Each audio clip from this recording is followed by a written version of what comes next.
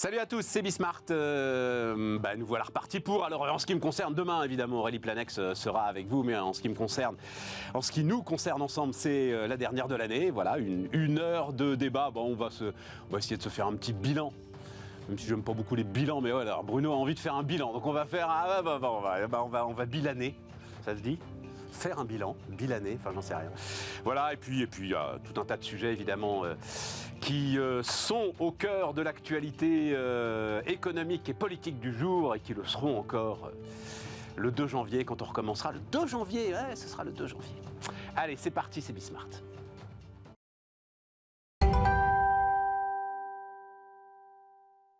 Donc, Bruno Maisonnier, le fondateur d'Another Brain AI, est avec nous. Salut Bruno, qui a envie de faire un bilan, Bruno. Donc, on va voir. Aziz, tu te sens pour le bilan de l'année Bonjour, oui, je me sens. Oui, tu t'étais là. Donc, Aziz Seni et Stéphane Van Nuffel qui est à distance. Salut Stéphane.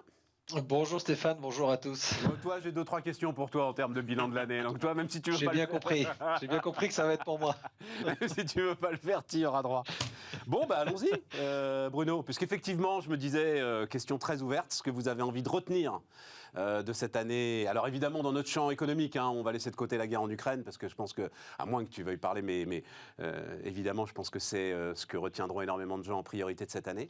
Qu'est-ce que tu retiens, toi ? Moi, je retiens 3 choses. Je retiens l'Europe. Et je trouve qu'il y avait une configuration inouïe pour qu'il y ait des avancées qui soient faites sur l'intégration entre la guerre en Ukraine, les États-Unis, le rôle qu'ils jouent, le Brexit, où tout le monde considère que finalement c'est une connerie, la Chine qui menace. Donc il y a une configuration unique pour l'Europe. Et je trouve que l'année dernière, il y a eu un sursaut européen et c'était bien. Et juste après l'attaque, tu veux dire Ouais. Et cette année, je trouve que ça a fait pchit. Et du coup, je suis inquiet parce que je me dis, si dans cette configuration inouïe, en faveur d'une intégration, de serrer les coudes et d'être ensemble, on n'y arrive pas, je me dis, putain, est-ce qu'on va bien y arriver ? Ok. Donc moi, c'est mon premier point. On demandera l'avis des autres. J'ai un deuxième point qui concerne l'environnement, qui est passé en gros jusqu'à maintenant, on disait il faudrait, on ne sait pas, on n'y arrive pas, on fait rien et tout. Et puis d'ailleurs, chacun avait des idées pour que les autres fassent des efforts, ce qui continue un peu d'ailleurs. Et je trouve que cette année, on s'est passé un peu dans le champ du concret, un peu intégré un peu partout, un peu dans les entreprises. Je trouve que ça devient plus concret et on se met tous à faire des choses. Alors pas beaucoup, c'est très long, mais je trouve que on passe à l'action. Donc moi, l'environnement, je trouve que c'est une année un peu... Le choc de l'été, ça a été un été incroyable et donc un choc qui a... Oui, ça a pu jouer, je sais pas. Et après, le troisième, c'est le nucléaire, mais je ne le mets pas exactement comme tu l'as mis. Attends, parce que moi, je t'ai écrit ce que je pensais, mais les gens ne savent pas. Donc effectivement, pour moi, c'est la faillite d'EDF, le point clé. Alors moi, sur le nucléaire, ce que je retiens numéro 1, c'est les avancées incroyables dans la fusion. Parce que c'est quand même ça la solution pour tous nos problèmes mondiaux. Et toi, étant le seul ingénieur autour de la table, là, tu vas être capable de nous expliquer ce qui s'est passé ? Tu as regardé tu nous expliqueras ça. L'avancée sur la fusion. Et puis le deuxième sujet qui est inquiétant sur entre guillemets, la faillite du nucléaire en France, mais c'est pas comme ça que je veux le dire. Pour moi, c'est le constat que les politiques décident en fonction de l'opinion publique qui est dans la rue ou des médias qui crient les plus forts. Et que ça nous a amené à faire des choix catastrophiques qui ont amené effectivement aux problèmes dans lesquels on est sur le nucléaire, mais c'est la conséquence de quelque chose, et c'est ce quelque chose, moi, qui m'a marqué cette année. Mais alors là-dessus, je vais le dire très très vite, et je crois que je l'ai déjà dit autour de cette table, on voit arriver, il y a en ce moment donc une commission parlementaire sur la stratégie nucléaire de la France depuis. Et je vois défiler toute une filière qui ne se remet absolument pas en question. C'est-à-dire ce que tu viens de dire là, ils le disent tous, à un moment quand même, il va falloir qu'EDF, au cœur d'EDF, l'ensemble de ceux qui ont pris de mauvaises décisions, tiens par exemple l'entrée en bourse d'EDF, qu'est-ce qu'EDF a été foutre en bourse, et qu'on ne me dise pas que c'est un sujet politique. Pierre Gadonex à l'époque était très fier, EDF est devenu la première capitalisation boursière de la place de Paris devant Total, Pierre Gadonex à l'époque mais pérorait, triomphait. Donc moi j'aimerais que cette filière quand même à un moment fasse aussi son introspection et arrête de dire c'est la faute des politiques, c'est la faute des politiques, c'est la faute des politiques. Voilà. Non mais je suis d'accord, c'est ces 3 choses moi. Très bien. Aziz ? Écoute, si on sort de la guerre en Ukraine, moi ce qui m'aura marqué cette année, comme beaucoup de responsables de petites boîtes, PME, TPE, c'est cette inflation qu'on n'avait pas imaginée à ce point et aussi rapidement, bien sûr tirée par les prix de l'énergie. Mais le coût d'achat de toutes nos matières s'envolait aussi rapidement et concomitamment, Super, j'ai réussi à le placer. Mais toi, t'es dans le service. Je suis dans le service, mais il y a 2-3 sujets. L'inflation, c'est aussi les taux d'intérêt, c'est aussi les prix de l'énergie. Quand tu fais de l'investissement dans l'immobilier, il y a 2-3 sujets liés en connexion avec le bâtiment, avec tous ces artisans qui travaillent et qui ont du mal à se faire livrer. Et quand ils se font livrer, avec les ça prix c'est clair. qui ont augmenté. Donc il y a toute une filière Immobilière, bien évidemment. de construction, tu as le secteur des transports. Et en connexe, et en même temps, tu as une année où il y a quand même 2-3 sujets sur RH, avec les problématiques de recrutement, les problématiques où on a commencé à parler de quasi plein emploi, mais c'est pas du vrai plein emploi, parce que tu as une réserve de demandeurs d'emploi, et en même temps, tu as toutes ces entreprises qui trouvent pas, avec pour la première fois des gens cet été, des restaurateurs qui te disent moi je vais réduire la voilure et je vais pas tourner à 100% mais à 60% parce que je trouve pas, et avec un sujet, et là on se retrouve avec un sujet pragmatique versus idéologique, c'est ce sujet de l'immigration de travail ou pas immigration de travail. Faut-il faire venir des gens pour prendre ces emplois ou pas? Comment faut-il faire avec cette réforme du chômage et un peu plus loin la réforme de la retraite dont on parlera tout à l'heure. Donc voilà, pour moi c'est une année inflation tirée par l'énergie et RH. Où sont les gens pour travailler? Stéphane? Écoute, d'abord, moi j'ai eu une année dans mon secteur d'activité qui a été très très particulière parce qu'à peu près tous les pans ont été malmenés sur 2022. Donc sans rentrer dans la... qu'il aurait oublié. Voilà. Pardon ? On est dans l'investissement financier pour ceux qui l'auraient oublié. Et l'immobilier qui s'est fait quand même maltraiter, qui continue à se faire maltraiter. Donc c'était la bonne année pour moi de me remettre un peu plus à l'immobilier, tu vois, comme quoi j'ai du nez. Non, les deux choses que je reporterai de façon un peu plus large par rapport à ta question. Une première chose, c'est le grand soir ou le grand lendemain, tu vois, de l'après-Covid, le télétravail, les réflexions sur notre façon de vivre, le sens qu'on donne à notre vie, etc. Finalement, moi, côtoyant beaucoup de particuliers dans leur vie, dans leurs investissements, finalement, c'est pas arrivé. Donc, les inquiétudes que beaucoup avaient sur nos façons de changer, notre façon de télétravailler, notre façon d'utiliser les bureaux, notre façon d'utiliser les transports, finalement, on revient, et l'aéronautique en est un exemple fondamental, on revient aux bonnes vieilles méthodes, parce que les êtres humains restent ce qu'ils sont. Et pour moi, c'est assez marquant, parce qu'il y a vraiment eu 2 années très particulières, 2020-2021, où on remettait en question beaucoup de choses. Et finalement, dans cette remise en question, il y a une sorte de pragmatisme quand même qui nous ramène à on ne change pas tout d'un coup. L'autre élément qui, moi, me marque, alors vous allez me dire, c'est très franco-français, mais c'est normal, en ces temps de Coupe du Monde, on va être très franco-français. C'est cette cohabitation cachée, Stéphane, qui m'inquiète beaucoup, et j'y étais confronté sur le secteur de l'immobilier dernièrement, par rapport à des éléments dont on parlera peut-être sur le 49.3. Et ce qui s'est passé au mois de mai est un truc un peu particulier, parce que la France avait connu des cohabitations réelles avec un Premier ministre qui ne pensait pas comme le Président de la République. Là, on a un Premier ministre qui est censé penser comme le Président de la République, mais qui n'a pas de majorité. Donc aujourd'hui, beaucoup de décisions qui sont prises et qui vont être prises dans les prochains mois, franchement, ça devient un exercice de pure politique qui concrètement peut avoir des conséquences assez graves. Et au-delà, évidemment, je ne peux pas le comparer à la crise ukrainienne, évidemment c'est beaucoup plus grave pour eux, mais voilà. Le nucléaire, oui, l'énergie, c'est un vrai sujet pour cet hiver, mais franchement, cette espèce de maelstrom politique dans lequel on est enfermé, avec des prises de décision qui sont soit extrêmement brutales, soit qui vont prendre des mois, risque, alors qu'il faudrait qu'on soit un peu plus agile, de nous poser problème pour 2023. Donc voilà mon bilan 2022 qui m'inquiète un peu pour 2023. Mais alors allons-y sur la question politique, et même à ce moment-là, allons-y sur l'immobilier, puisque Aziz en disait un mot. Toi, ce qui t'inquiète, donc, alors il y a eu utilisation du 49.3, on le rappelle, mais enfin, pour les textes budgétaires, il y a utilisation du 49.3, point pour les textes budgétaires. Un budget, c'est un budget. Je vois pas ce qu'il y a de très inquiétant dans l'utilisation du 49.3 sur un texte budgétaire. Et alors, en l'occurrence, c'est la fin du dispositif Pinel, donc qui t'inquiète dans l'immobilier. Bon, il a fait son temps, non, Stéphane ? Non, c'est pas que la fin du dispositif Pinel, c'est qu'en fait l'immobilier, on en avait parlé un peu la dernière fois, on avait parlé de la loi climat et résilience sur l'ancien et la réhabilitation, qui est un mouvement qui s'inscrit dans la transition climatique à laquelle je souscris évidemment. Mais aujourd'hui, on le voit bien, déjà cette première salve dans l'immobilier qui a été faite de façon extrêmement brutale, qui est passé dans des décisions, et pareil, par décret, extrêmement brutal, fait que finalement les particuliers épargnants, investisseurs, ne vont pas avoir les moyens de répondre aux besoins de l'État de réhabiliter tous les plus vieux logements, à peu près 30% en France. Donc ce sont les institutionnels, ça va être les grandes banques, ça va être les grandes foncières, les grands assureurs qui vont avoir les moyens d'acheter ces passoires thermiques et d'en refaire des biens immobiliers, de soutenir les prix immobiliers à grande envergure. Le particulier va être exclu.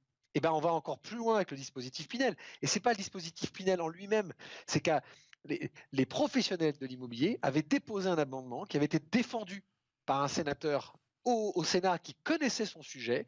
Et en fait, puisque le gouvernement français, il n'a rien contre le Pinel, c'est qu'il ne voit que d'un point de vue très large l'immobilier par l'action des institutionnels, en imaginant que ce ne sont que les très gros faiseurs qui vont pouvoir régler le problème du logement en France, ben, tout petit, dans ce 49.3 qui vote finalement le budget sur l'ensemble de la loi de finances, exclut toute discussion sur simplement une petite prolongation de ce dispositif de 3 mois qui permettait à des gens qui avaient réservé des biens immobiliers il y a plusieurs mois et qui étaient coincés parce que les banques ne pouvaient pas les financer, parce que l'État n'est pas au niveau du traitement du taux d'usure et que ça exclut des gens parfaitement finançables.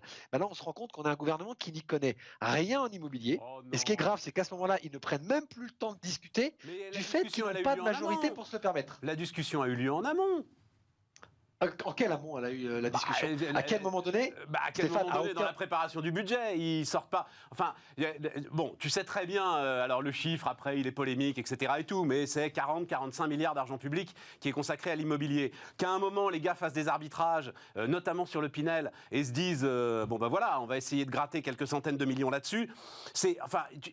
Les arbitrages font forcément à un moment des mécontents. Enfin, c'est obligatoire, alors, Stéphane. Oui, Stéphane, je redis, je ne suis pas un défenseur du dispositif Pinel, et là où tu élargis la discussion à finalement une vraie réflexion philosophique qu'on peut avoir. Il y a peut-être d'autres moyens, en effet, de faire du logement neuf. Là, je parle juste de cette notion de prorogation entre un Pinel classique et un super Pinel qui donc gardera les mêmes avantages fiscaux, qui coûtera aussi cher à l'État, simplement comme ce sera des normes énergétiques beaucoup plus pointues, ça fera monter les prix, ça coûtera plus cher à l'épargnant. Là, on parlait juste, tu sais, d'un délai de 3 mois jusqu'au 31 mars pour que les gens qui n'ont pas eu le temps de financer leur projet et d'acter aux conditions actuelles avant le 31 décembre puissent le faire avant le 31 mars. Qu'est-ce qui se passe en ce moment? Tu vas avoir beaucoup d'annulations. Bon, il y a 200 millions d'euros de TVA qui vont partir. Le coût de cette prolongation de 3 mois, c'est 30 millions. Voilà ce qu'a défendu le sénateur de loi ou des oies, qui expliquait simplement que voilà, en fermant trop tôt, on perd 170 millions. Bah, tu me diras que pour un mec qui tient le budget, Stéphane, c'est pas cohérent à ce moment-là. Non, mais alors là, Stéphane, ils sont obligés de voter comme ça. Je rigole parce que j'entends, c'est la discussion que j'ai depuis 15 ans avec l'ensemble du secteur immobilier qui dit on rapporte plus que ce qu'on coûte. Ben, heureusement, c'est-à-dire que Aziz, moi, Bruno, nous, tu sais quoi, on génère aussi de la TVA pour l'État, mais sans subvention. Bien sûr. C'est un truc de dingue. Nous, on y arrive sans subvention. Donc non, l'idée que l'activité génère de la TVA, oui, l'idée qu'il faille des subventions pour générer de la TVA, j'ai toujours trouvé ça un peu... Bon, mais ok, sur l'immobilier... Stéphane, c'est pas des subventions, c'est des incitations pour des clients qui payent un bien immobilier 20% plus cher que s'ils achetaient le mètre carré dans l'ancien. Bon. À quel moment donné, c'est des subventions. C'est une légende, ça. L'immobilier neuf, il est plus cher parce qu'en fait, le client paye de la TVA et une construction aux normes énergétiques qui ne sont pas, et justement on est en plein dedans, les passoires thermiques que tu achètes quand tu achètes à Paris. Il n'y a pas de subvention là-dedans. Hein. Si tu choisis ton camp, c'est soit tu fais du neuf, ça coûte plus cher et on te fait une petite carotte fiscale, soit tu fais de l'ancien, ça coûte moins cher, mais tu n'as pas de carotte fiscale. Au final, mon rendement moyen est le même. Revenons sur les sujets que vous avez avancés. Aziz, le sujet européen qui inquiète Bruno. Moi, je donne mon sentiment très vite. Mais évidemment que c'est plié, Bruno, mais ça n'a jamais existé, c'est une fiction. Mais ça, là-dessus, moi, je suis convaincu. Tu sais, en fait... Il faudrait qu'on en tire des conclusions, qu'on fasse quelque chose avec ça. En fait, et c'est Michel Rocard qui a raconté ça, depuis l'entrée de la Grande-Bretagne. Voilà. Le rêve européen, pour peu qu'il ait existé. Mais ils sont partis. Oui, mais ils sont partis. Mais ça veut dire que à partir du moment où tu acceptes de laisser rentrer la Grande-Bretagne dans cet ensemble européen, ça veut dire qu'en fait, il y a très très peu de gens qui font ce rêve qui date de Victor Hugo, des États-Unis d'Europe, de toutes ces choses-là. Et que ce serait quoi, selon toi, la solution alors? On arrête tout, on ferme, chacun... Non, non, mais non, tu On reprend ses affaires, as chacun chez soi. t'as une libre alliance entre des États souverains, tu essayes de construire une zone économique et monétaire optimale. Après, il y a un débat sur l'euro, est-ce qu'il fallait le faire, est-ce qu'il fallait pas le faire, on peut toujours en discuter. J'avoue que aujourd'hui, j'ai été très très favorable à l'euro et aujourd'hui ma réflexion évolue. Voilà, mais là, on va dans le mur en disant ça. Pourquoi on va dans le mur? Mais parce qu'à côté, on a des blocs qui sont forts et qui continuent à grandir, et nous, on est la variable d'ajustement. Ouais. Je sais, enfin. Moi, je suis plutôt d'accord avec ça. Qu'est-ce qu'on fait au milieu de ces deux grands blocs? En fait, on n'a quasiment pas le choix. Soit on s'organise et l'union fait la force, soit chacun dans son coin. Mais mais c'est ce qu'on fait, Aziz. On s'organise. Globalement, on s'organise. Moi, je trouve qu'on a fait marche arrière sur les dernières années.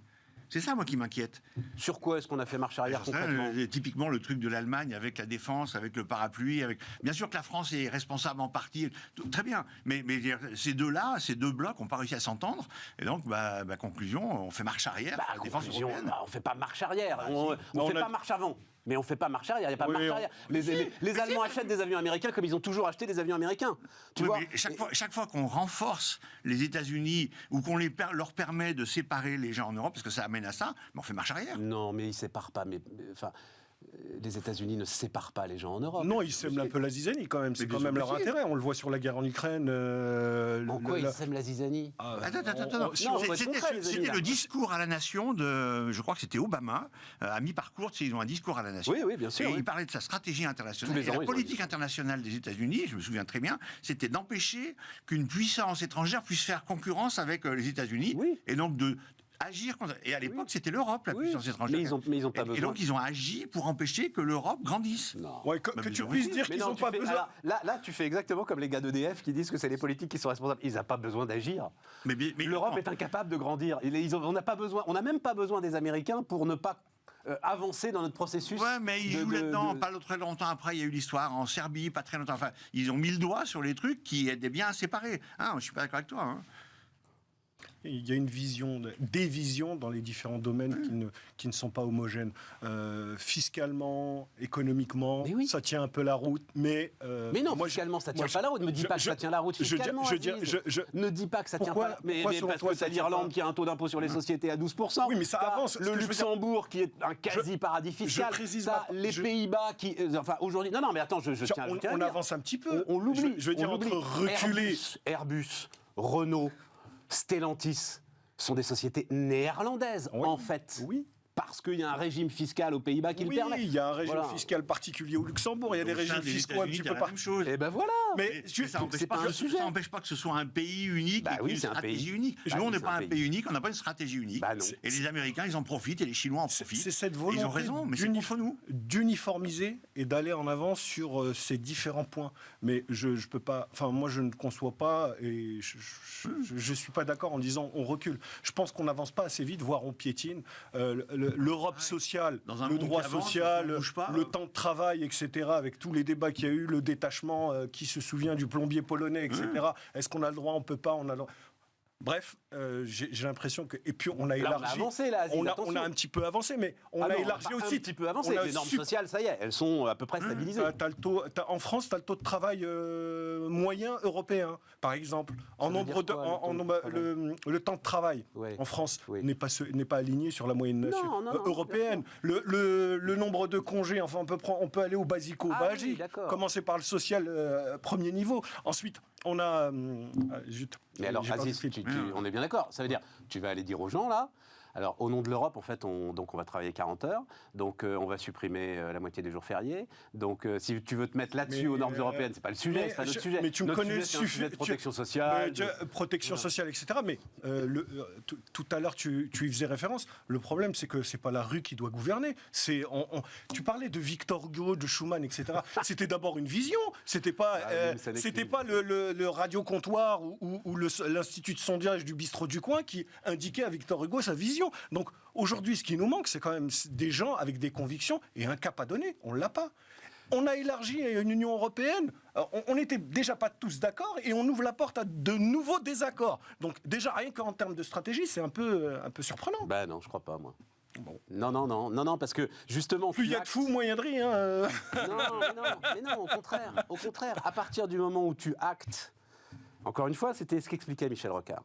Et c'était pour ça d'ailleurs que Michel Rocard était favorable à l'entrée de la Turquie dans l'Union européenne à l'époque. Donc on est au début des années 90. À partir du moment où tu actes l'entrée de la Grande-Bretagne, tu dis, et tu as le courage de dire, mais ça aucun responsable politique n'a le courage de dire, il n'y aura jamais d'union fédérale européenne. Il y a un ensemble de pays qui vont essayer de se mettre d'accord sur une vie commune à peu près stable et qui vont essayer de créer une zone économique, une zone de libre-échange, une zone de libre circulation. Et à partir du moment où tu actes de ça, il faut faire rentrer un maximum de gens dans cet ensemble avec des règles qui sont assez claires. C'est pour ça que notamment le débat avec la Pologne, le débat avec la Hongrie, qui pour une fois n'est pas un débat économique, est un débat intéressant parce qu'à ce moment-là, tu dis est-ce qu'on partage un champ de valeurs qui est un champ de valeurs commun? Voilà. Et donc là, il faut faire rentrer un maximum de gens dans cet ensemble. Et je veux bien ce qu'on veut sur le bloc chinois, le bloc américain. Moi, je suis content en ce moment de vivre en Europe. Voilà. Après, chacun peut avoir sa vision des choses. Je sais pas. Enfin, on reparlera du bloc chinois dans 20 ans. On reparlera des équilibres de la société américaine dans 20 ou 30 ans. Oui, ça fait 30 ans qu'on dit ça. Ça fait 30 ans qu'on. Non, mais je suis d'accord. Bon, voilà. Attends, Stéphane ne s'est pas exprimé là-dessus. Stéphane. Ouais, non, je voulais juste dire, c'est hyper intéressant. C'est un sujet qui est sans fin et vous avez quelque part tous raison. Moi, je vais juste rappeler un truc qui est important et je pense qu'il faudrait vraiment se reposer la question. Pour moi, aujourd'hui, et c'est un sujet que j'adore, moi, l'Europe, on s'est trompé. Ou en tout cas, on a perdu le fil des grands penseurs de l'Europe et comment il faut la construire. Aujourd'hui, l'Europe, c'est dans l'ordre, il y a 6 points et il y a 6 étapes. Et on les a pris, en tout cas, à mon point de vue, elles ont été prises à l'envers. L'Europe, il fallait penser avant toute chose, parce qu'au départ, c'était des échanges commerciaux, mais avant ça, il fallait penser, pour moi, le premier point, aujourd'hui, au XXIe siècle, premier point, c'est fiscal. Quel que soit le sens, c'est un énorme sujet, il faut harmoniser fiscalement. Ensuite, c'est le commerce. Et ça existe déjà, on a Schengen, on a déjà fait des choses. Donc ça ira plus vite, mais on harmonise fiscal, on fait du commerce. 3, le monétaire. Bon, c'est fait, on ne revient pas là-dessus. 4, un truc sur lequel on est encore très mauvais, pourtant on a quand même quelques fleurons, mais c'est la technologie. Donc là, il faut que l'Europe réfléchisse technologiquement. Donc tu as un cadre fiscal, des échanges de commerce, la même monnaie. Et là, maintenant, il faut mettre en avant des machines de guerre européennes, qu'elles soient allemandes au départ, françaises, hollandaises, on s'en fiche. On fait que des Airbus. On fait que des Stellantis, des Renault, des Mercedes, des Siemens, on fait que ça.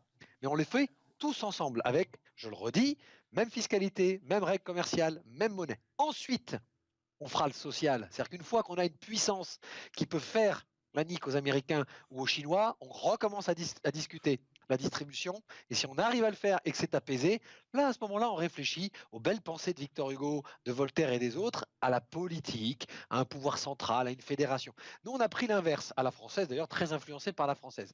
C'est très simple, ça me semble très simple, et j'ai l'impression que c'est ça ton sentiment, Stéphane, quand je partage ce que tu dis.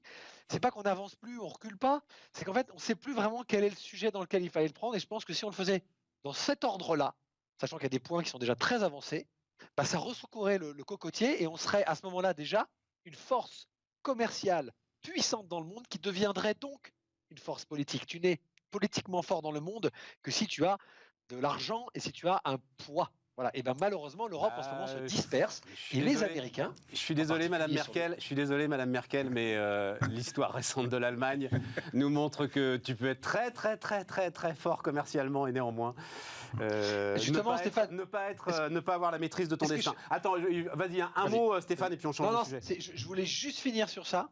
Les États-Unis, quel que soit le parti, je partage parfaitement ce qu'a dit Bruno, jouent typiquement dans les rencontres privées américano-allemandes ou américano-françaises, jouent typiquement la carte de la séparation entre l'Allemagne et la France. Ils ont parfaitement compris que la Hollande, le Luxembourg, le machin, ça valait que dalle, que le seul sujet pour les Américains et les Chinois aussi, c'est que les Français et les Allemands continuent à ne pas s'entendre entre une politique de l'offre et une politique de la demande. Et l'erreur, elle est là. Ils n'ont pas besoin de nous pour ça. Oui, qu'ils appuient là où ça fait mal, ok. Mais ils n'ont pas besoin de nous pour ça. Allez, parlons-en des Américains, parce que c'est chez eux que ça se passe quand même. Donc Bruno, alors on en a dit quelques mots hier, mais moi je voulais... C'est les Échos, on va voir là une des Échos d'ailleurs, qui fait grand cas de ça. Donc je ne sais pas s'il fallait en faire grand cas ou pas.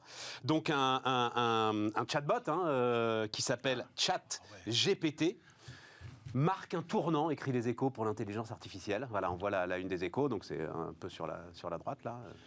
C'est ton métier, donc voilà. C'est une rupture Il y a quelque chose qui s'est passé, mais c'est pas un tournant pour l'intelligence artificielle. C'est-à-dire que c'est une évolution de ce que tout le monde fait, le deep learning. Ils ont amélioré la façon de comprendre les questions des utilisateurs, voilà, alors qu'avant on comprenait pas toujours, etc. Donc ils ont amélioré ça, et ils ont amélioré la façon de synthétiser et de produire une réponse. Comment ils ont amélioré ça? C'est exactement du deep learning, c'est-à-dire qu'ils ont pris des quantités colossales de données. La moitié d'Internet, ils ont pris. Mais alors que les autres font ça avec des systèmes d'optimisation mathématique, eux, ils ont fait ça avec des systèmes d'optimisation humaine. C'est-à-dire, est-ce que cette réponse est pertinente par rapport à... Et ils ont fait ça en utilisant les réponses que des humains avaient déjà fait. Voilà. Le changement principal, il est là. D'accord. Et avec ça, ils ont fait un gigantesque réseau de neurones. Oublions pas un truc. 175 milliards de coefficients calculés. Je ne sais pas ce que ça veut dire. J'aimerais savoir le coût énergétique, mais quand tu fais un réseau de neurones typique, tu as quelques millions de coefficients, voilà, et ça te coûte grosso modo 500 kW pour le faire, pour l'élever. L'empreinte carbone de faire un réseau de neurones typique, c'est l'équivalent de 5 bagnoles pendant toute leur durée de vie. D'accord. Là, on est à 175 milliards, c'est-à-dire... 100 000 fois plus. Donc, j'aimerais bien savoir le coût monstrueux en énergie et l'empreinte carbone de ce truc-là. C'est tellement d'ailleurs qu'aujourd'hui, ils ont fermé le site parce qu'il y a un certain nombre de personnes qui ont fait des demandes et que c'est impossible de gérer tout ça tellement ça consomme. Bon. Thomas, qui était avec nous hier, avait été sur le site et il a été bluffé. C'est pour ça qu'on je voulais qu'on en parle. Le résultat est bluffant, mais il faut faire attention. Il est bluffant et tout le monde va s'en servir. Parce que quand tu fais des requêtes Internet, tu te retrouves avec tout un tas de réponses. Et la question, c'est qu'est-ce que je fais avec ces réponses? Alors, tu vas voir dedans, tu ressors. Là, il te fait une réponse qui est une synthèse de plein de réponses possibles. Donc, il te fait déjà une synthèse.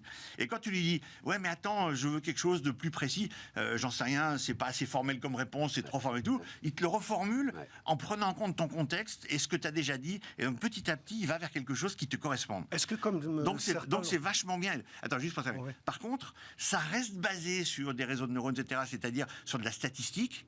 Mis là derrière, ça reste basé. Ça veut dire que si tu lui poses une question sur...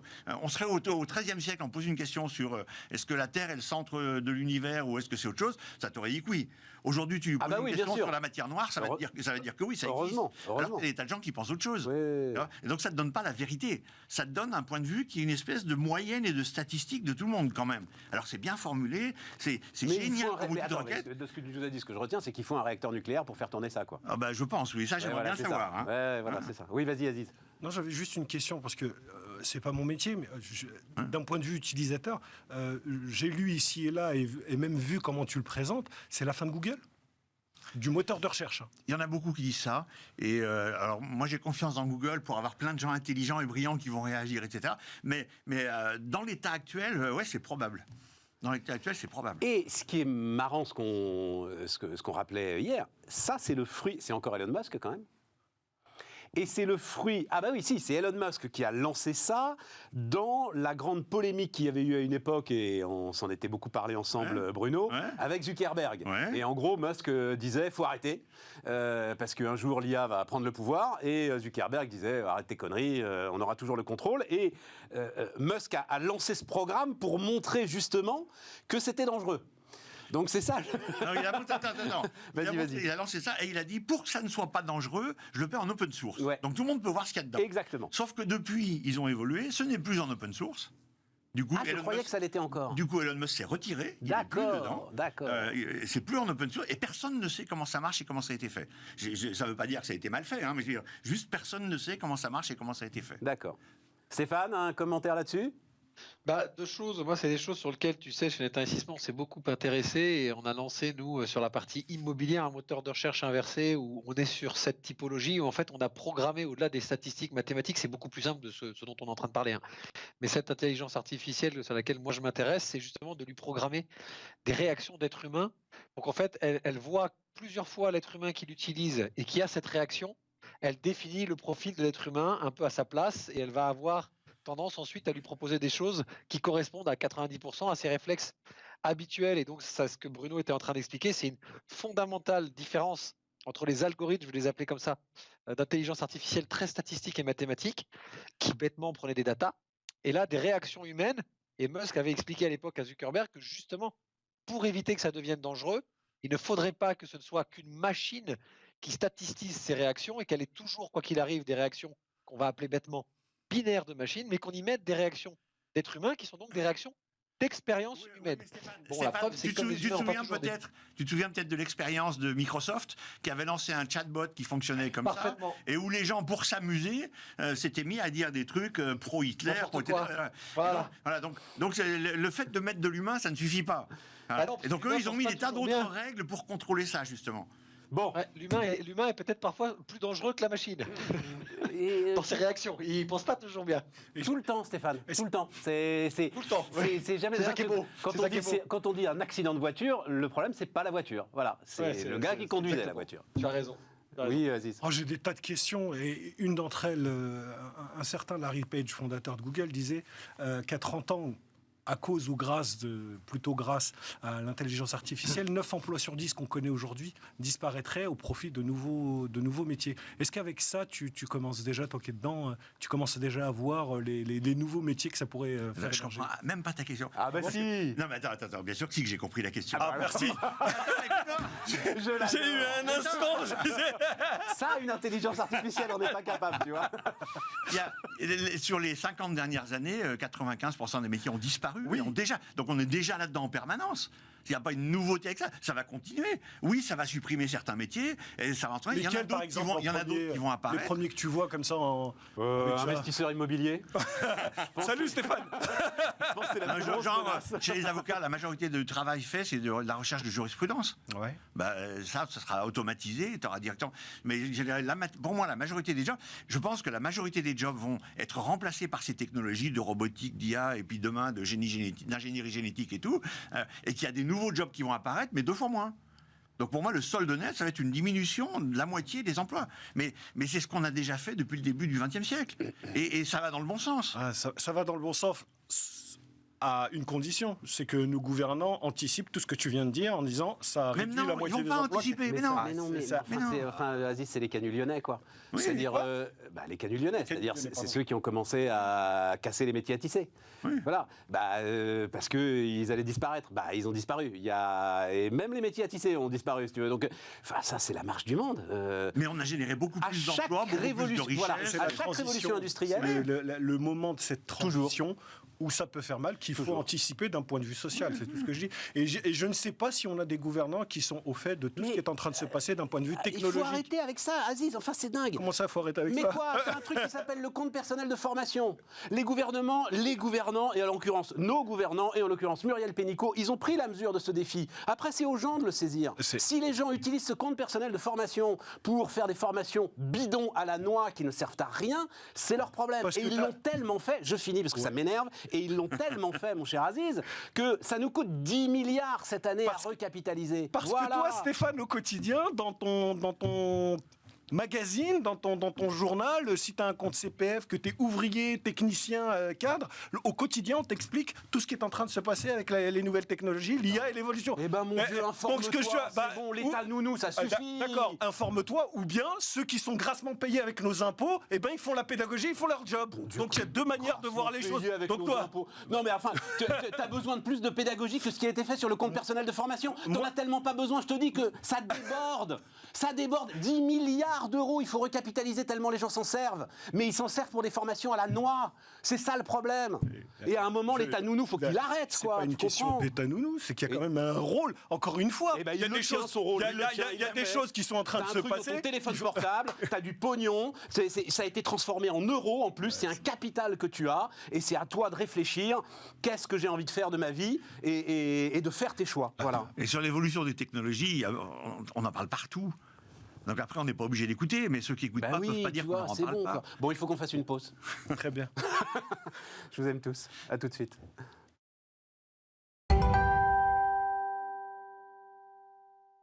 On repart les amis. Alors on a commencé avec ça, mais c'est vrai que l'énergie. Tiens, tu vois Bruno, quand on dit l'Europe, machin, etc. Et tout. Il y a un truc que tu entends absolument partout là, depuis à peu près 2 mois, 3 mois, 6 mois. C'est l'échec du marché européen de l'énergie. Hein, c'est l'échec du marché européen de l'énergie. Bon, si on a passé le premier cap de l'hiver un peu chaud là, lundi. C'est grâce à la Belgique, grâce à l'Italie, grâce à l'Allemagne et grâce à la Suisse. Parce que ce marché européen est tellement bien fait que la Suisse, là, elle est intégrée au truc. Elle est intégrée à rien d'autre, mais là, elle est intégrée au truc. Qui le dit ? Qui le dit depuis lundi? Oui, c'est vrai. On dit EDF a réussi à redémarrer 3 réacteurs, machin. Tant mieux. Ouais.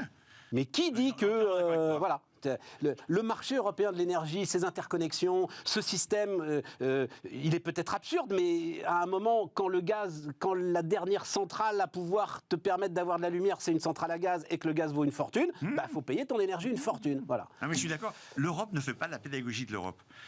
Ou je sais pas, personne ne fait la pédagogie de l'Europe. C'est pour expliquer ce qu'il y a de bien. Il y a des choses qui sont pas bien. Mais oui, parce que les mecs ont tous envie de tirer la couverture à eux. Voilà. Ouais. Moi, je me souviens de la crise des subprimes. Là, tu disais tout à l'heure l'euro, etc. Putain, on n'aurait pas eu l'euro à la crise des subprimes. Le franc a été divisé par 2, la valeur du franc. Je sais pas. On aurait tous été. Mais on ne fait pas de la pédagogie de ce qui marche bien en Europe. Qu'est-ce que Stéphane, tu voulais nous parler de l'hydrogène? Qu'est-ce que tu voulais dire sur l'hydrogène? T'investis sur l'hydrogène? Non, c'était juste un truc. Alors d'abord, l'investisseur, et puis j'ai fait une petite pastille pour nos clients il n'y a pas très longtemps, parce que je suis tombé vraiment, j'ai adoré, mais d'un point de vue très esthétique. Hein, tu sais, la nouvelle voiture française qui est fabriquée par Opium et qui est la concurrente de la Tesla. Alors pour l'instant, c'est un modèle qui se veut haut de gamme.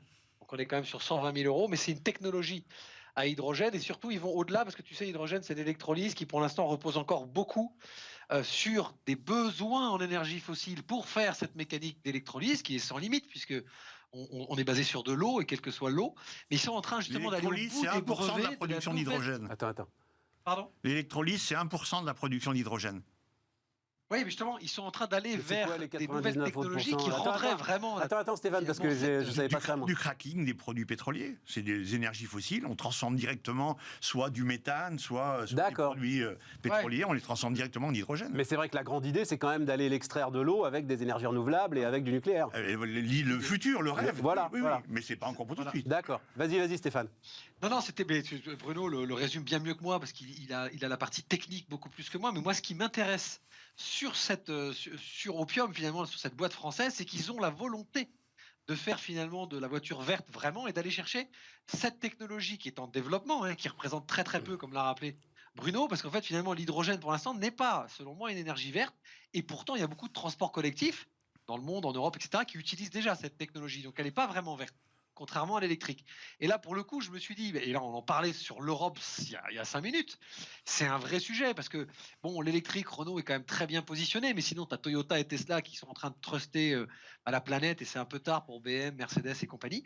Là, sur l'hydrogène, il y a encore beaucoup de choses à faire, et je trouve que leur approche, tu vois, très verte dans la technologie, des sous-traitants, etc., jusqu'à la bagnole.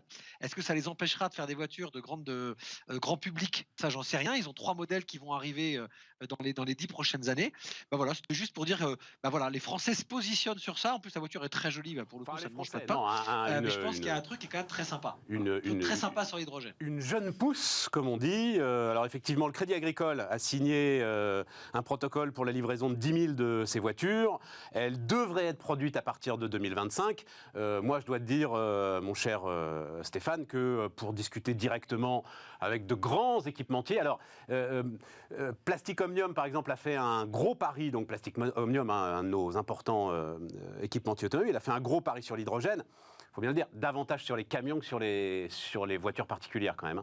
Il y a quand même très très peu, donc effectivement, lui, ce jeune constructeur Opium y croit.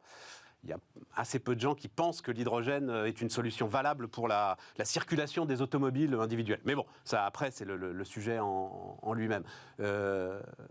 Bruno, ça t'intéresse L'hydrogène, c'est une énergie hyper intéressante, mais il faut qu'on apprenne à la produire autrement qu'en produisant encore plus de CO2 et de méthane. C'est l'idée, c'est-à-dire que la grande idée... Ça viendra, mais c'est pas encore pour tout de suite. La grande idée, c'est que ça va servir de batterie aux énergies renouvelables. C'est-à-dire les énergies renouvelables, quand elles tournent à vide, si elles peuvent faire de l'électrolyse, justement, et l'hydrogène, lui, se stocke, on est sur quelque chose d'intéressant. Oui, tout à fait d'accord. Après, Jean-Marc Jancovici te dira que tu as un problème, et c'est toujours son sujet, lui, tu as un problème physique, tu as un problème de volume qui semble compliqué à résoudre. Pour moi, l'énergie du futur intéressante, c'est la fusion nucléaire. On devrait y mettre beaucoup plus de moyens. Et moi, je ne crois pas pour l'environnement à la technique des tout petits pas. On dit tellement Je suis assez d'accord. on n'y arrivera jamais. Il faut se concentrer sur un gros truc qui va vraiment changer la donne et qui est accessible. Et la fusion nucléaire, c'est le cas. C'est accessible. Est-ce que c'est dans 10, 20 ou 30 ans? J'en sais rien. Mais et là, ce qu'ont fait les Américains, c'est vraiment un tournant, là. Tu as eu le temps de regarder. Donc, ils ont présenté ça comme un tournant. Il y a les Chinois aussi qui sont très... Non, là, Les Américains, les Chinois, les Européens, les Français, les Japonais, on est tous dessus, mais dans des façons plus ou moins inefficaces. Nous, on est dans ITER, qui est un gros groupe, un truc international, et donc qui est assez inefficace. Par exemple, à un moment donné, il y avait un sous-projet qu'il fallait confier aux Espagnols parce que c'était leur tour. Bon, ils n'avaient aucun savoir-faire. Donc, ils ont pris le sous-projet, puis ils l'ont sous-traité aux autres pays européens. Voilà. Ça amène à ce genre de trucs. Les Américains, mais c'est comme ça. Un jour, il y aura les startups qui vont s'y mettre et ça ira beaucoup plus vite. Elon Musk ou d'autres. Hein. Les Américains, là, ils ont franchi une étape, c'est que pour le moment, pour allumer de la fusion nucléaire, il faut mettre de l'énergie. Donc tu mets de l'énergie, ça t'allume une fusion nucléaire qui produit de l'énergie. Mais jusqu'à aujourd'hui, il fallait mettre 3, 4, 5 fois plus d'énergie que ce que ça produisait. Et là, pour la première fois, ça a produit plus d'énergie que ce que tu as généré. Mais ça a duré 1 milliardième de seconde, je crois. Hein. Ouais, ben voilà. Quoi. Donc il y a encore des étapes pour les... Mais c'est, voilà, on franchit les étapes une par une. Donc quoi. avant que ça fasse griller le pain, on a un petit peu de marge. Quoi, je trouve qu'il y en a, il y en a encore 30 ans ou 40 ans. Tiens, d'ailleurs, Stéphane, une info qui va t'intéresser, parce que c'est le 11 janvier, j'ai appris ça hier, c'est intéressant, voilà. Donc, et ça va aller dans le sens de ce que tu disais, Bruno, sur la prise de conscience environnementale. Tu as donc des grosses boîtes, hein, L'Oréal, alors DB Schenker, c'est le logisticien de la Deutsche Bahn, c'est le Géodis, voilà, c'est le Géodis français, quoi. Nestlé, Coca-Cola, Vicat, le cimentier, qui vont annoncer une initiative de rétrofit, donc pour le passage à l'hydrogène de 10 000 camions à échéance 2030. Voilà. Donc, hein, tu dis quoi ? C'est pas pour tout de suite quand même, mais c'est bien. Oui, mais je suis assez d'accord avec Bruno là-dessus, c'est des petits pas, quoi. C'est-à-dire, c'est... Maintenant que Bruno a fait sa démonstration, évidemment, c'est indiscutable. Le jour où tu trouves... non, mais attends, on va parler d'avion, tu vois. Alors, la pile parfaite. L'avion, effectivement, ça va un peu dans le sens que tu en disais un mot, Stéphane. Donc, commande record de United Airlines. Je crois que c'est la plus importante commande de l'histoire de l'aéronautique. 100 B787, donc 100 Boeing 787. Airbus et Boeing espèrent une commande de 500 appareils d'Air India. Et puis, l'info, elle a quelques semaines. Mais Emirates remet en service c'est 114 A380. Ouais. Il y a 9 autres compagnies qui remettent en service leur A380. Bon, voilà, sur un plan perso, Cocorico, enfin la 380, même si c'est européen, c'est très bien. Je trouve ça génial. J'adore, donc ça me plaît bien. Maintenant, le sujet, moi je suis pour de ça et je trouve que c'est très bien. Et je suis pas pour faire marche arrière sur des... Ce qu'il faut, c'est investir un maximum pour que les avions volent sans émettre de carbone. Ouais. Et c'est pareil, c'est un sujet sur lequel on ne dit pas les choses. Donc je me suis renseigné avant de venir ici, en discutant avec des gens d'Airbus, etc. Et puis je l'ai checké auprès d'autres. Aujourd'hui, sur la durée de vie d'un avion, si je prends la totalité de la fabrication de l'avion, la part des aéroports, etc., l'émission de CO2, c'est à 95 ou 98% le kérosène. Si tu prends le train, sur 30 ans, la part, c'est pas dans le fait qu'il roule, mais c'est les infrastructures. Évidemment. Et donc, les pays comme l'Inde, parce que nous, on est équipés en train, donc, mais les pays comme l'Inde ou en Afrique où ils sont pas encore équipés suffisamment en rail, ils se posent vraiment la question en disant, pour aller vers un transport qui est plus écologique, on va dire, il vaut mieux prendre l'avion et parier sur l'évolution des avions, en particulier les avions verts. Airbus parie qu'en 2035, un avion volera à l'hydrogène, ou, que le train, ouais. Et donc, c'est vachement intéressant parce que c'est pas du tout la façon dont on voit les choses. Et le pari pour moi, c'est pas de demander aux gens d'arrêter de voler, parce que quand on va arrêter de voler, on va arrêter de se rencontrer, on va perdre du business, mais on va surtout arrêter de se connaître, on va s'engueuler, on va se faire des guerres. Enfin, c'est tout ce qui va avec le fait qu'on se connaisse et qu'on se rencontre. Ouais. Pour moi, ce qu'il faut, c'est investir le plus vite possible sur ces technologies qui nous permettent de produire de l'hydrogène vert et que des avions volent à l'hydrogène vert. Et alors là-dessus, tu sais qu'ils sont pas d'accord. Hein. C'est-à-dire, nos deux grands là, Safran et Airbus. Safran ne croit pas à l'avion à hydrogène. D'accord. Safran croit au carburant de synthèse. Oui, mais ça pose un léger problème quand même, tu vois, parce que c'est maintenant... Mais je crois que j'ai déjà raconté. Il se trouve que le patron d'ADP m'a raconté. Moi, il faut que je prenne des décisions aujourd'hui pour le stockage. Qu'est-ce que je fais ? Je commence à préparer du stockage d'hydrogène. C'est pas anodin, hein, du stockage d'hydrogène quand même, hein, voilà. Ou du carburant de synthèse. J'en sais rien. Donc, tu sais, c'est VHS Betacam. Sauf que l'enjeu... Oui, tous ceux autour Moi, de je cette pense que table connaissent l'hydrogène est VHS Betacam. Non. Mais Si, oui. ça te dit rien, Aziz Si, si. Oui, bien sûr. L'hydrogène est beaucoup plus prospectif pour lui. Par contre, à court terme, on aura probablement mais c'est beaucoup plus long terme et prospectif. Oui, mais il y a des questions physiques, tu Oui, vois, oui. avec l'hydrogène, de stockage, de place, Oui, mais qui sont compliquées à Quand on résoudre, aura de la visiblement, fusion quoi. nucléaire, ce sera plus le sujet parce qu'on fera de l'électrolyse Oui, on fera de l'électrolyse directement. Stéphane, un sujet sur les avions, sur les A380. Encore une petite chose, parce que ça, je crois que c'était à l'époque de Fabrice Brégier, et donc c'était à l'époque où Airbus se rendait compte que les compagnies n'achetaient pas la 380, alors que ceux qui volaient dans la 380 adoraient cet avion. Et le problème, c'est qu'Airbus ne pouvait pas bypasser les compagnies. Airbus ne peut pas faire. Et Brégier se grattait la tête et il n'a jamais trouvé la solution. Il voulait essayer de trouver, à travers un site internet, un moyen d'indiquer aux gens qu'ils allaient voler sur un 380 pour telle destination avec telle compagnie, etc. Et tout. Le problème, c'est que tu bypassais tes clients, ce qui est jamais très très bon. Enfin voilà. Mais ça a été toujours le paradoxe de cet avion. Oui, Stéphane. Et c'est pour ça qu'ils volent encore. Exactement. Que Emirates, qui sont quand même des grands spécialistes du marketing de luxe dans l'aéronautique, continuent à utiliser la 380. Parce qu'évidemment, il n'y a que dans cet avion-là, quasiment, qu'ils peuvent s'amuser à vous faire des studios personnalisés à 26 000 € à l'aller, où tu peux prendre une douche, ce qui est très très utile dans un vol de 5 heures. Mais enfin, ça c'est du marketing.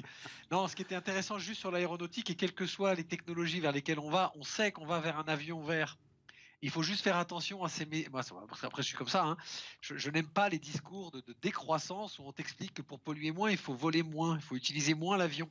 Non, il faut des avions. Il faut, comme tout, améliorer les avions. Les avions d'il y a 20 ans, le 747, il n'est pas ce qu'est aujourd'hui le 777. Il ne sera pas ce que sera le prochain avion, qui soit électrique, qui soit à hydrogène, qui soit à carburant vert.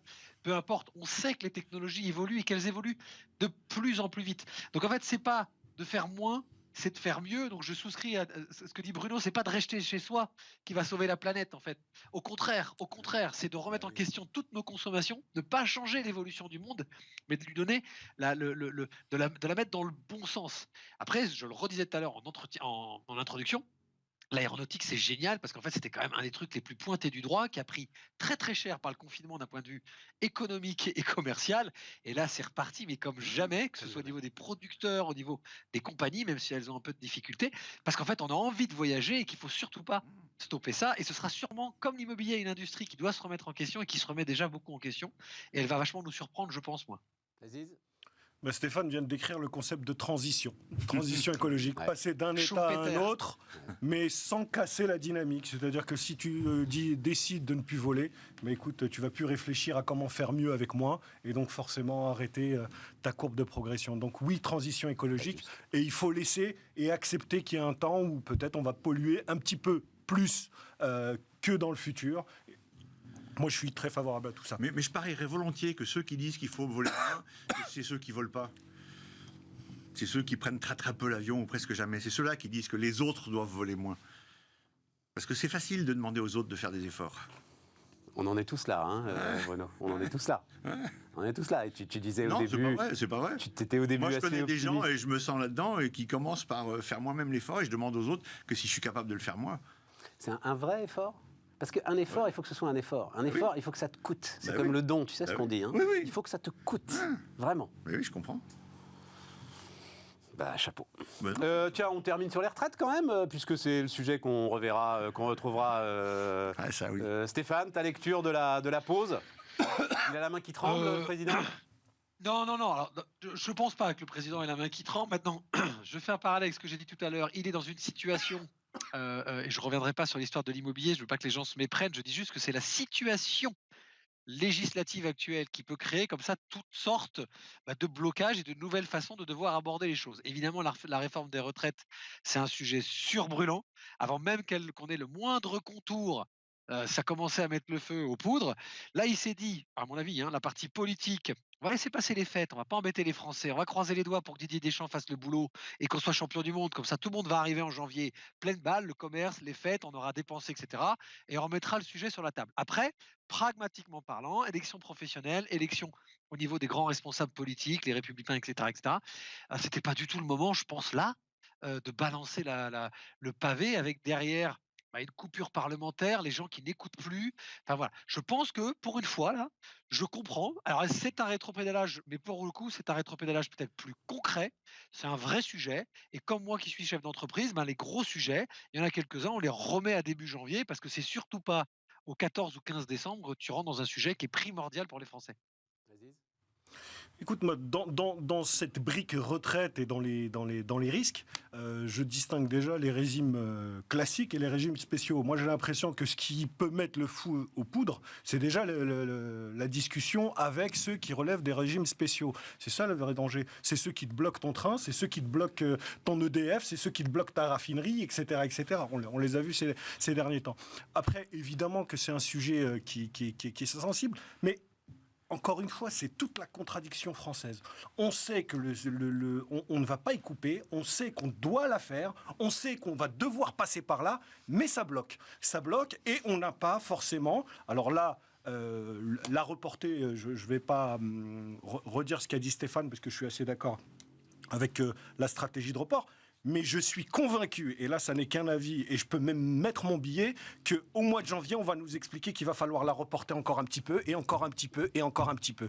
Pourquoi ? Parce que, encore une fois, sur un sujet, ce que tu disais encore une fois au début, c'est que c'est la rue qui gouverne, et c'est la capacité de nuisance qui oriente la stratégie politique, et pas le courage politique qui oriente la rue. Donc voilà, je m'attriste parce que tout ça, ça nous coûte bien sûr pour certains physiquement, mais ça nous coûte aussi financièrement, et ce qu'on ne fait pas, et comme dans beaucoup de domaines, les décisions qu'on ne prend pas maintenant, on va les payer tôt ou tard, et plus c'est tard, plus c'est cher. Moi, je n'ai pas exactement le même point de vue. J'ai zéro information de l'intérieur, etc. C'est juste mon intuition. Mon intuition, c'est qu'il n'a pas du tout la main qui tremble et que ça sera fait en janvier et qu'il ne va pas reporter. Pourquoi il ne l'a pas fait alors ? Parce que c'est pas le bon moment. Mais alors, c'est jamais le bon moment, Bruno. Ouais, mais il y a des moments plus. Non, mais attends, tu sais qu'on nous a raconté que c'était à cause de l'élection d'Éric Ciotti, quand même, que c'était reporté. Non, mais... Et à cause de la Coupe du Monde de football. Moi, je pense que c'est les fêtes de fin d'année et que. Parce que, à ce moment-là... Et quand il a dit qu'il le présenterait le 15 décembre, il savait pas que Noël tombait le 25. L'info n'était pas parvenue jusqu'à. Il pensait pas que la situation, j'en sais rien. Oh, mon intuition à moi, c'est qu'il tremblera pas et qu'il le fera. Eh ben, mon intuition à moi, c'est qu'il a la main qui politiquement, c'est explosif. D'autres ont essayé par le passé. On se souvient d'Alain Juppé. C'est vrai. C'est vraiment chaud. Donc la main qui tremble, c'est même naturel et c'est même qu'il ait la main qui tremble. À la limite, moi, je trouverais ça conscient et je trouverais ça humain au vu des enjeux et des conséquences politiques. Maintenant, je le redis, oui, mais ça amène exactement à ce que dit Stéphane, c'est-à-dire que c'est jamais le bon moment. C'est jamais le bon moment. Jamais. Et donc, après, un président comme lui, dans son deuxième mandat, etc., moi, je pense qu'il le fera. Oui, je pense qu'il va y aller. Et moi, je pense qu'il le fera en janvier. Et je pense que c'est de la négociation entre lui et Elisabeth Borne. J'avais une réponse de Chirac qui était excellente, moi, qui me faisait rire. On lui posait la question, c'est quand le bon moment ? Il répondait, c'est le moment opportun. Ouais. Tiens, je voulais juste montrer une image parce qu'il y a parmi les sujets, et c'est vrai que c'est le sujet dont on ne parle pas, c'est exclu. Alors ça permet j'en ai déjà parlé d'ailleurs, de ce compte Twitter qui s'appelle FIPAddict. Qui est vraiment très très précieux, ce qui permet d'ailleurs de dire que la question de l'anonymat sur Twitter n'est pas une question simple, parce que ce FIPAddict est anonyme et il a de formidables infos et voilà. Alors oui, donc c'est un bout de la capture d'écran, ça c'est le niveau de vie des retraités. Donc, comme maintenant il y a eu la CSG, etc. Vous voyez, il est quand même monté très très haut au-dessus du niveau de vie des actifs. Ouais. Donc les retraités étaient à 108 ou 105%, j'arrive pas à lire d'ici. Enfin bref, là les choses se sont un peu stabilisées. Mais enfin, l'idée de mettre à contribution les retraités, idée totalement taboue, idée dont on n'a pas le droit de parler, tout simplement parce que les retraités votent. Est une idée quand même qui a du sens. Voilà, l'autre élément. Ça a beaucoup de sens. Là, le truc est assez clair. Stéphane, t'en penses quoi ? Pour moi, il n'y a pas tellement de surprises. C'est-à-dire que quand tu regardes les classements, on se retrouve naturellement sur les pays qui ont des régimes finalement assez protecteurs. Donc, j'ai pas vraiment de commentaires, tu vois, sur ça. Non, mais l'idée de baisser les pensions n'est jamais émise. C'est une idée. Mais d'abord, Stéphane, tu ne peux pas, parce que là, pour le coup, c'est assez explosif, même si les retraités ne sont pas les plus gros gilets jaunes de la planète. C'est un électorat qui se déplace encore, et quand tu regardes les stats des gens qui votent, il y a encore dans cette classe de la population des gens qui sont encore très impliqués dans la vie politique. Donc ce serait une erreur fondamentale. Celui qui fait ça, il s'en prend plein les dents. Je rejoins un peu Aziz dans ces cas-là, peut-être sur un manque de courage d'affronter cette problématique. Après, je sais pas, c'est un sujet qui est très délicat parce que quand tu as bossé toute ta vie, en quoi on devrait te baisser tes retraites, hein. Je veux dire, à quel moment donné, toi qui as cotisé, Non, que ce non, soit tu peux pas dire ça. Parce que ça s'appelle un système par répartition. Et donc, on répartit la richesse. Et quand il n'y a pas assez de richesse, on répartit moins. Non, puis attends, il y a un autre truc. Tu demandes à ceux qui ont déjà créé la richesse pendant 42 ans, finalement, de la répartir là, parce qu'en fait, dernièrement, on a merdé. Bah oui, mais Stéphane, parce qu'ils n'ont pas fait assez d'enfants. Moi, je peux pas laisser dire ça. Parce qu'ils ont créé de la richesse, c'est très vrai, mais ils ont aussi créé l'endettement. C'est cette génération qui n'a pas voulu faire les réformes et qui a créé l'endettement qui laisse aux générations suivantes. Ils ont créé le déficit écologique et environnemental. Enfin, nous, quoi, hein, on est dedans. Et je me sens dedans, j'allais le dire. Je me sens dedans. Moi, je fais partie de la génération qui laisse de la merde au suivant et qui dit non, mais moi, il ne faut pas me toucher mon niveau de vie. Il y a un moment où... Il y a un sujet complémentaire dont on ne parle quasiment jamais quand on parle retraite et quand on parle aussi immigration, c'est celui de la démographie. Oui, en plus de toute la liste que tu as donnée, c'est une génération qui n'a pas voulu faire d'enfants. C'est un choix légitime. Quand même, plus que les c'est autres. 1,8. Ouais. Tu parles. Aujourd'hui, Aujourd'hui, ça fait plus de 20 ans qu'on est... Non. Non. Écoute, c'est les chiffres que j'ai vus à l'INSEE sur les 20 dernières années. On est à peu près à 1,8. Moi, ce qui me choque, c'est de voir des gens qui ont fait un choix qui est légitime, de ne pas travailler sur la reproduction, sur le dynamisme démographique, mais qui ensuite ne veulent pas les conséquences de leur choix. J'adore ta formulation. Stéphane. Travailler sur la reproduction, ça veut dire avoir des enfants. Stéphane, t'es rhabillé pour l'hiver, là, je crois que... Voilà. Écoute, politiquement, t'as raison, je n'ai pas dit que c'était ce que je pensais. J'ai dit, je vois mal faire. Après, ce qu'a dépeint Bruno... Ah, évidemment, moi j'ai 45 ans, donc je peux leur jeter la pierre, j'ai pas de problème, je ne me sens pas encore responsable de ça, tu vois, mais je trouve que c'est quand même dur et c'est surtout extrêmement explosif. Et évidemment, on devrait demander un effort à tout le monde, mais comme c'est pas la culture française de demander un effort à tout le monde, c'est comme de demander à quelqu'un de payer moins d'impôts quand il en paye pas. Ouais. Et donc, c'est difficile. C'est un sujet qui est très très très délicat et on peut pas le résoudre de façon que budgétaire. T'as échappé à la discussion sur les cryptos, Stéphane. Ça n'est que partie remise. Je suis très à l'aise sur ce sujet. Ça n'est que partie remise. Tiens, puis vous avez vu le mot de la fin que Elon Musk a désactivé le compte Twitter qui suivait son avion. Ça m'a fait bien marrer. Donc la liberté d'expression, si tu veux, s'arrête là où commence en fait. Là où décolle son jet. Exactement. Là où décolle son jet. Merci les gars, merci à vous de nous avoir suivis durant cette année, durant cette première partie de saison. Et puis donc Aurélie Planex est là demain et nous, on se retrouve le 2 janvier pour débattre.